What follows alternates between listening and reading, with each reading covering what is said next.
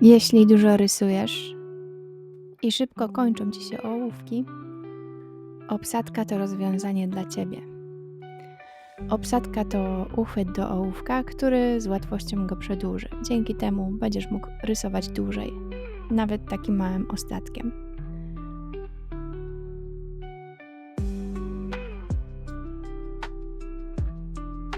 Tutaj mam kilka drewnianych obsadek, które maluję na zielono. Z jednego będę korzystać sama, a 3 pozostałe posłużą jako prezent.